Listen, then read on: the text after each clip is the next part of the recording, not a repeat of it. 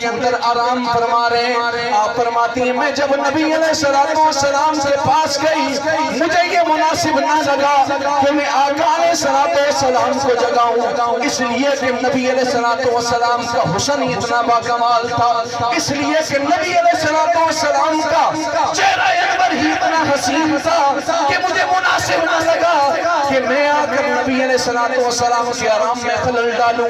آپ کہتی ہیں اتنے میں کملی والے آقا نے اپنی آنکھیں کھولی،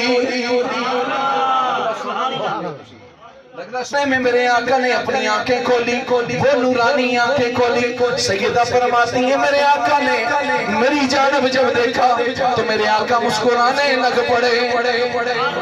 محمد مصطفیٰ سیدہ حلیمہ سعدیہ کو دیکھ کے مسکرا رہے ہیں. لوگوں یہ نبی علیہ السلام وہ ہیں کہ جب بچپنا ہے ابھی اپنے ماں کے بدن سے آپ کا ظہور ہوتا ہے. سیدہ فرماتی ہیں حضرت سیدہ آمینہ کیا فرماتی ہیں کہ جب میرا لال اس دنیا کے اندر آیا تو مجھے ایسے لگا خرج منی نور کہ میرے جسم سے نور کا ظہور ہوا.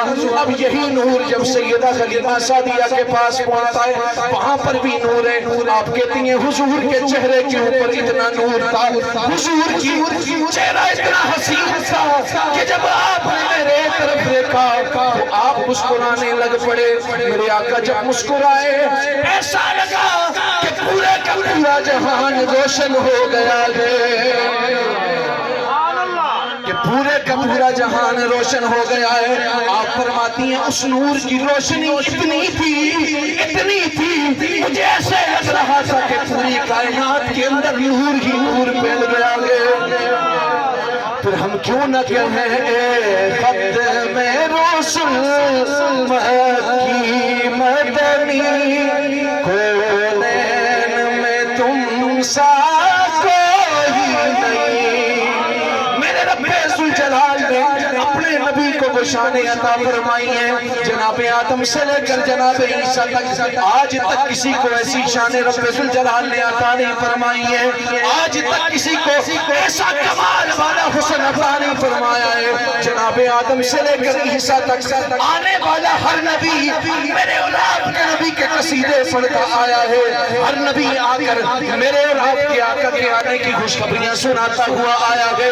ہر ایک آ کر میرے آقا کے قصیدے پڑھ کے یہ بتا رہا تھا کہ لوگوں وہ آخری نبی بھی آئے گا جس کے لیے رب ذوالجلال نے اس زمین کو بھی بنایا گیا، آسمان کو بھی بنایا گیا.